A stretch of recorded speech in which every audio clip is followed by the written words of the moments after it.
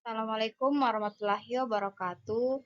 Perkenalkan, nama saya Manalisa Kusmawardani dengan NIM B1A1220410. Di sini akan menjelaskan mengenai properties of least square estimator atau sifat-sifat dari estimasi kuadrat terkecil. Di slide selanjutnya ada simple linear regression model atau model sederhana dari linear regresi, yaitu ada Y1 sama dengan beta 1 ditambah beta 2 dikali X1 ditambah UI.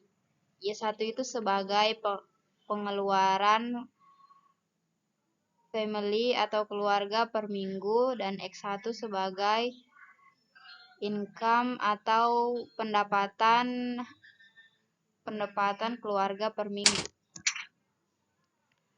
Untuk memberi level untuk X1, level yang kita perkirakan dari pengeluaran makanan akan menjadi, yaitu E dalam kurung Y1 dibagi X1, terus disamadengankan dengan beta 1 ditambah beta 2 dikali X1. Oke, lanjut di slide 3.3. Oke, di slide selanjutnya ada properties of the simple linear regression model atau properti dari beberapa model yang simple dari linear regresi. Yang pertama ada Y1 sama dengan beta 1 ditambah beta 2 XI ditambah UI. Kedua ada elemen UI sama dengan 0. Elemen dari YI sama dengan beta 1 ditambah beta 2 XI. Yang ketiga ada variasi dari UI sama dengan ohm 2 sama dengan variasi YI. Yang keempat ada covariance UI UJ sama dengan covariance YI YJ sama dengan konstan. Yang kelima, XI tidak selalu konstan untuk tiap observasi. Dan yang keenam ada UI NO dalam kurung ohm pangkat 2 YI N dalam kurung beta 1 ditambah beta 2 topi XI ohm pangkat 2 topi.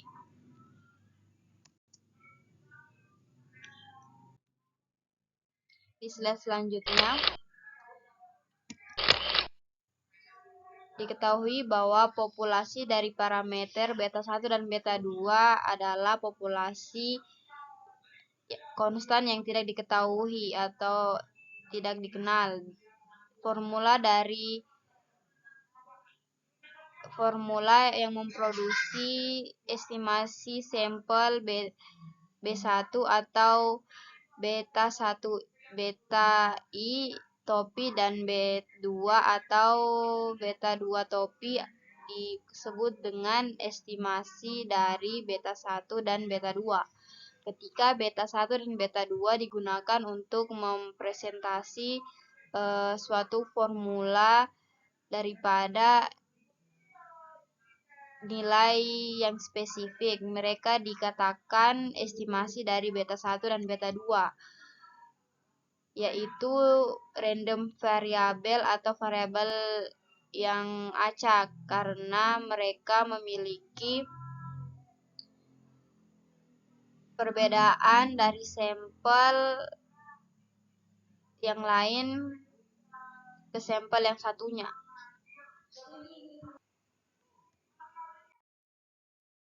Dan selanjutnya ada estimasi dari variabel acak. Jika estimasi kuadrat terkecil B1 dan B2 adalah variabel acak, maka apakah mereka berarti variasi, kovariansi, atau distribusi probability? Maka dari itu, membandingkan sifat-sifat dari penaksir yang alternatif dengan sifat-sifat penaksir kuadrat terkecil. Slide selanjutnya yaitu nilai yang diharapkan dari B1 dan B2. Rumus kuadrat terkecil estimasi di kasus regresi yang sederhana.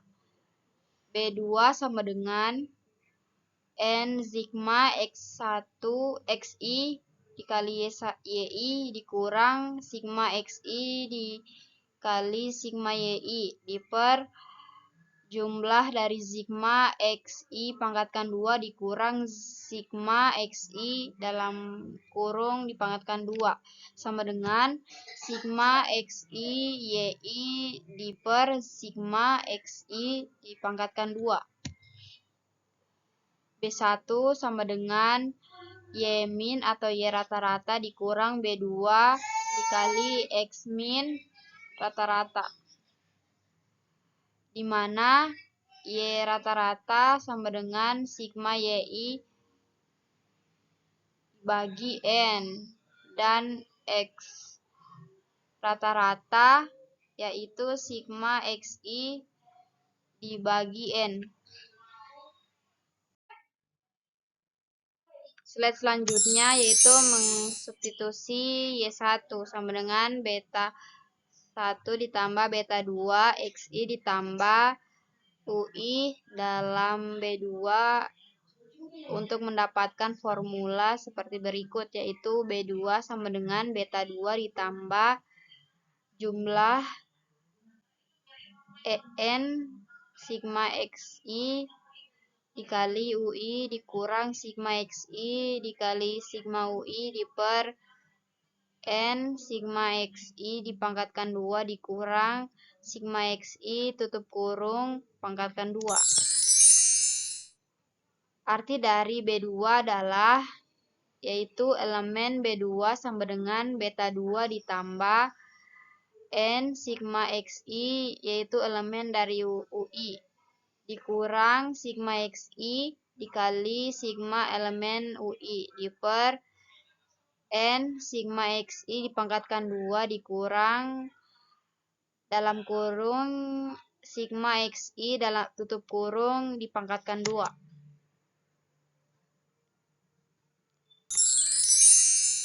Sejak E dalam kurung UI sama dengan 0, maka elemen dari B2 sama dengan 0. Slide selanjutnya yaitu estimasi yang tidak memihak. Hasil dari elemen B2 sama dengan beta 2 berarti sebaran dari B2 itu centered at beta 2 yaitu berpusat di beta 2. Karena distribusi dari B2 itu berpusat di beta 2, maka kita bisa mengatakan B2 adalah unbiased estimator of beta 2 atau estimasi yang tidak bias dari beta 2. Slide selanjutnya itu spesifikasi model yang salah. Hasil ketidakbiasaan pada slide sebelumnya mengasumsikan bahwa kita menggunakan model yang benar. Jika bentuk model salah satu salah atau tidak ada variabel penting, maka elemen UI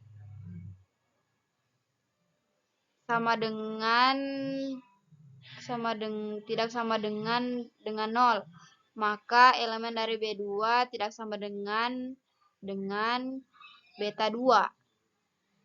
Untuk contohnya yaitu Y sama dengan beta 1 ditambah beta 2 dikali X2 ditambah dalam kurung beta 2 beta 3 dikali X3 ditambah V, di mana beta 3 dikali X3 ditambah V itu U sama dengan beta 3 dikali X3 ditambah V. Elemen dari UI tidak sama dengan 0. Oke, slide selanjutnya yaitu penaksir atau estimasi intercept yang tidak memihak.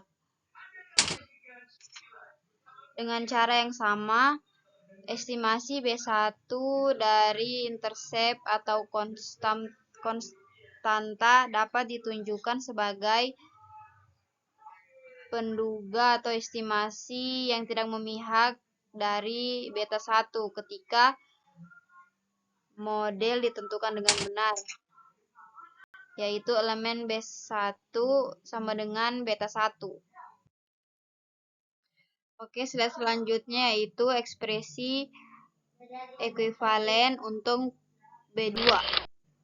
B2 sama dengan sigma dalam kurung XI dikurang X rata-rata tutup kurung dikalikan dengan YI dikurang Y rata-rata diper sigma XI dikurang X rata-rata di dalam kurung dipangkatkan 2 sama dengan sigma XI YI diper sigma XI dipangkatkan 2.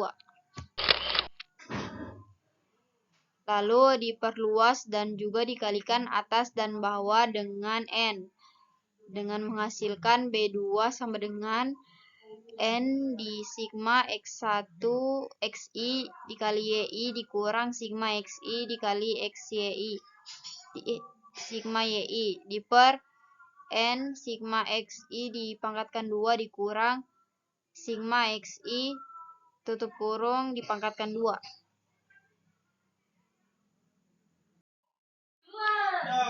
Slide selanjutnya menunjukkan adanya software yang digunakan untuk menghitung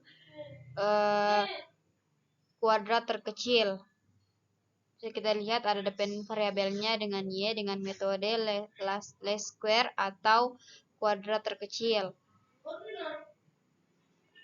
Dengan variabel C dan X dan koefisien dan standar error dan juga menampilkan statistik dan probabilitas.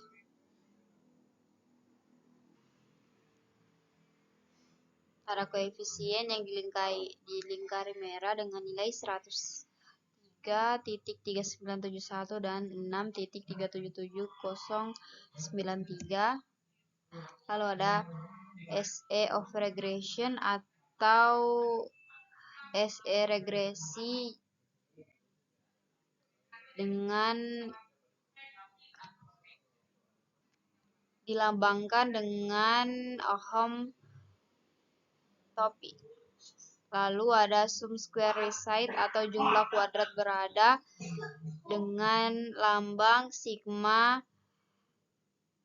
E.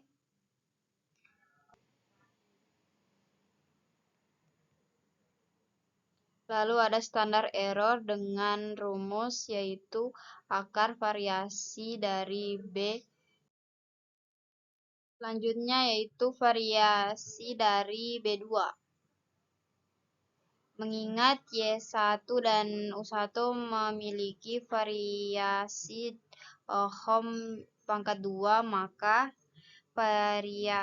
variasi penduga atau estimasi B2 adalah variasi B2 sama dengan Ohm pangkat 2 topi diper sigma dalam kurung XI dikurang X rata-rata ditutup kurung dipangkatkan 2 sama dengan Ohm pangkat 2 topi diper sigma XI dipangkatkan 2. Lalu dengan rumus SE B2 sama dengan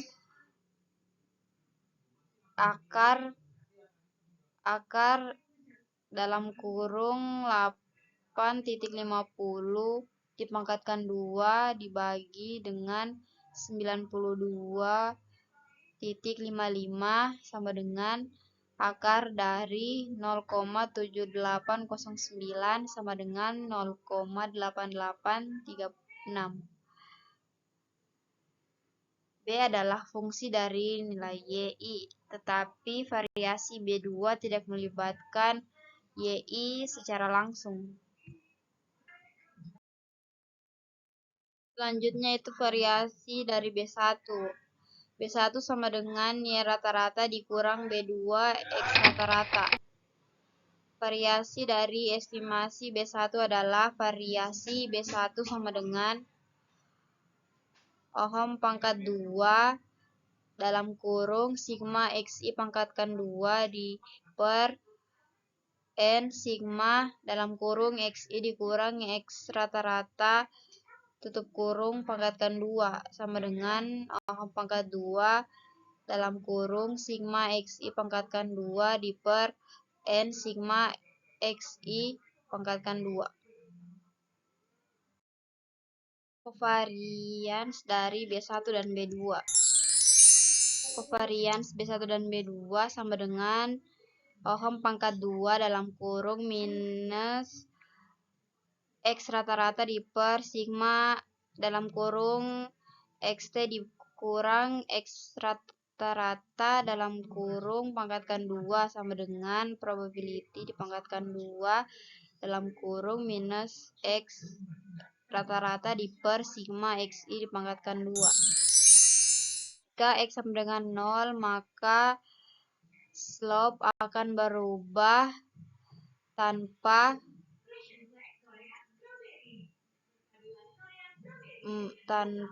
efek dari variansi tersebut. Selanjutnya yaitu estimasi variansi dari error term atau kesalahan. Probability pangkatkan UI topi sama dengan YI dikurang B1 dikurang B2 dikalikan XI. Ohm pangkat 2 topi dikurang sigma UI pangkatkan 2. Sigmanya itu I sama dengan 1 di per N dikurang 2. Ohm pangkatkan 2 topi adalah estimasi yang tak bias dari ohm pangkat 2. Selanjutnya, faktor apa yang menentukan determinan variansi dan kovariansi? Yang pertama itu ada ohm pangkat 2, ketidakpastian nilai Y, ketidakpastian tentang B1 dan B2 dan hubungan mereka. Yang kedua itu ada semakin menyebarnya nilai XT dan juga besar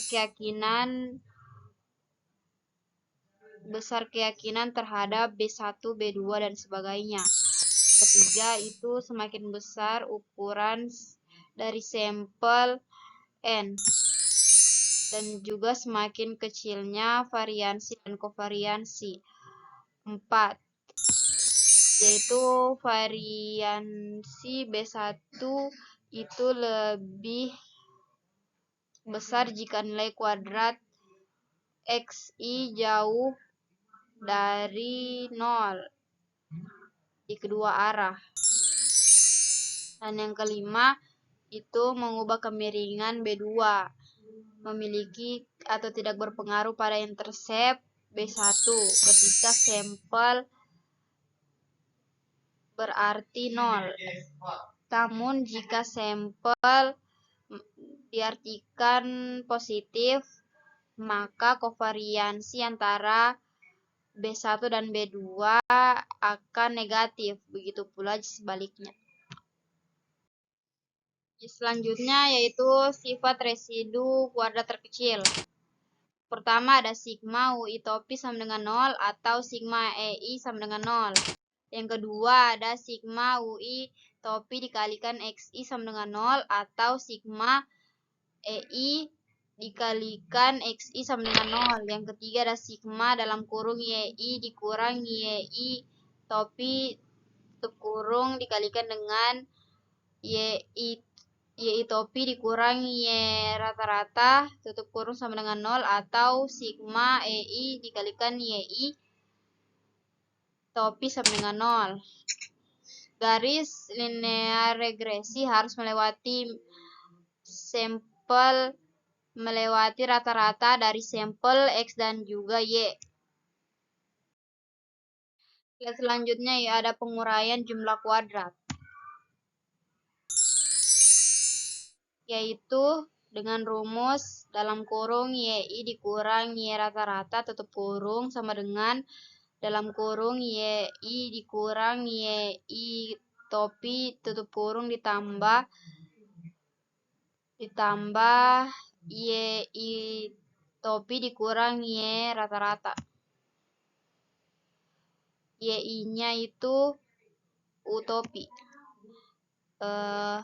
Untuk mengukur variasi, maka terciptalah rumus sebagai berikut, yaitu ada sigma YI dikurang Y rata-rata tutup kurung dipangkatkan 2 sama dengan sigma dalam kurung YI dikurang YI topi ditambah dalam kurung YI topi dikurang Y rata-rata tutup kurung dipangkatkan 2 menghasilkan sigma dalam kurung YI dikurang Y rata-rata dipangkatkan 2 itu yaitu total sum of squares atau jumlah kuadrat total. Yang kedua ada sigma YI dikurang YI topi dipangkatkan 2 atau RSS, yaitu residual sum of square atau bahasa Indonesia yaitu jumlah kuadrat regresi. Dan yang ketiga ada sigma YI topi dikurang Y kuadrat dalam tutup kurung pangkatkan 2 atau ISS, yaitu jumlah kuadrat sisaan atau galat. Selanjutnya yaitu R2 atau ukuran dari kesesuaian. Mendefinisikan R2. R2 itu sama dengan ISS per TSS, yaitu jumlah kuadrat sisaan atau galat per total jumlah kuadrat, sama dengan 1 dikurang RSS dikurang TSS, sama dengan 1 dikurang sigma UI topi dipangkatkan 2 per sigma dalam kurung YI dikurang Y rata-rata tutup kurung dipangkatkan 2. ISS dan TSS itu diturunkan menjadi sigma YI topi dikurang Y kuadrat tutup kurung pangkat 2 per sigma dalam kurung YI dikurang Y rata-rata ditutup kurungkan dipangkatkan 2. R2-nya itu lebih dari 1 atau sama dengan 1, kurang dari lebih besar dari 0 atau sama dengan 0. Selanjutnya itu ada alternatif R2 ekspresi atau ekspresi alternatif dari R2. Dilihat R2 sama dengan ISS per TSS menghasilkan sigma YI topi dipangkatkan 2 dan per sigma YI dipangkatkan 2 menghasilkan sigma dalam kurung beta 2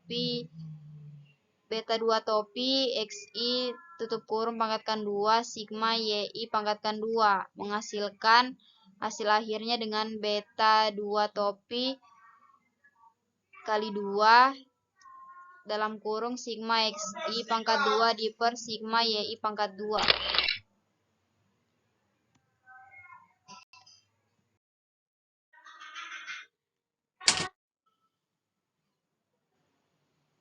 Slide selanjutnya menunjukkan R2 sama dengan 0 dengan SRF, dengan garis SRF yang ditarik dari kiri bawah ke kanan atas, menunjukkan beberapa sampel yang berdekatan dengan garis SRF. Selanjutnya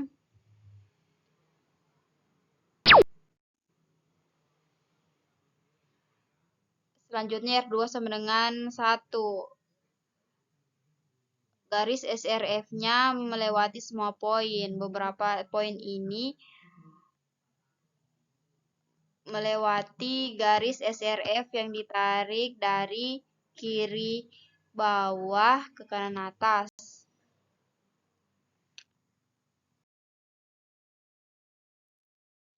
Selanjutnya, teori dari Gauss-Markov. Berdasarkan asumsi model regresi linear klasik, penduga kuadrat terkecil biasa atau LS, B1 dan B2 adalah Base linear unbiased estimator atau estimasi linear terbaik yang tak terduga dari beta 1 dan B2. Ini berarti bahwa B1 dan B2 memiliki variansi terkecil dari penduga linear tak bias dari B1 dan juga B2. Dengan catatan bahwa teori Gauss-Markov tidak berlaku untuk penduga non-linear.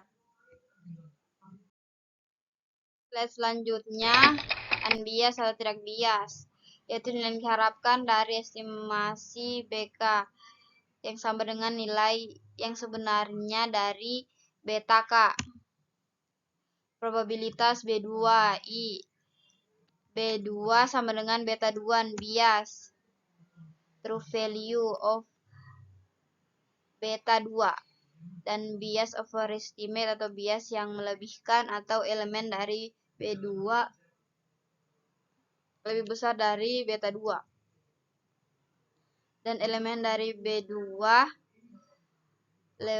lebih kecil dari beta 2, bias underestimate, bias yang lebih rendah.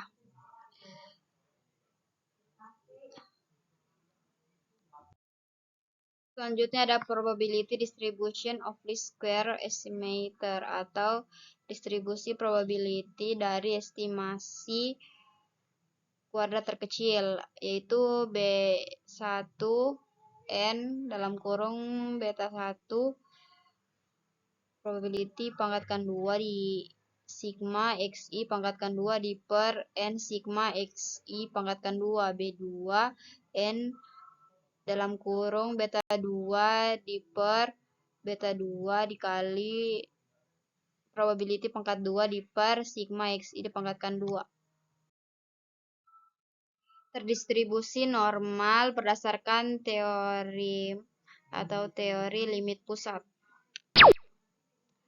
Jika asumsi Gauss-Markov berlaku dan ukuran sampel N cukup besar, maka estimasi dari kuadrat terkecil B1 dan juga B2 mempunyai distribusi yang mendekati distribusi normal dengan akurasi yang semakin besar dan semakin besar pula nilai ukuran sampelnya. Selanjutnya, efisiensi. BK adalah penduga yang tak bias, yang juga efisien jika untuk ukuran sampel tertentu.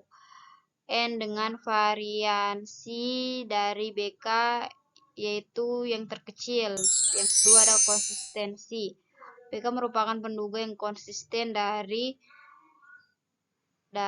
probability BK adalah 1. Artinya semakin besar ukuran sampel, maka BK akan semakin akurat. Selanjutnya itu prediktor kuadrat terkecil YI topik. Dengan adanya nilai variabel penjelas XI, kita ingin memprediksi nilai variabel terikat dari YI dari hasil estimasi OLS. Prediktor kuadrat terkecil adalah YI topi sama dengan B1 tambah B2 dikalikan XI. Selanjutnya summary of the blue estimator. min atau rata-rata. Elemen dari B1 sama dengan beta 1 dan juga elemen beta 2 sama dengan B2 sama dengan beta 2. Variansinya dia variasi B1 sama dengan ohm pangkat 2 dalam kurung sigma XI dipangkatkan 2 di per N atau jumlah data dikali sigma XI dipangkatkan 2 dan juga variasi B2 sama dengan ohm pangkat 2 di per sigma XI dipangkatkan 2. Standar error atau standar deviasinya itu SE standar deviasi dalam kurung dikalikan BK sama dengan pangkat dari variasi BK. Slide selanjutnya yaitu estimasi error variansi atau estimasi dari variansi error, yaitu ohm pangkat 2 topi di per sigma I sama dengan 1 T dengan UI topi pangkatkan 2 di per N dikurang 2. Elemen dari ohm pangkat 2 topi sama dengan ohm pangkat 2. Standar error of regression atau estimasi atau SEE yaitu ohm pangkat 2 atau probability topi sama dengan akar dari probability dipangkatkan 2 topi sama dengan akar sigma UI topi pangkatkan 2 di per N dikurang 2.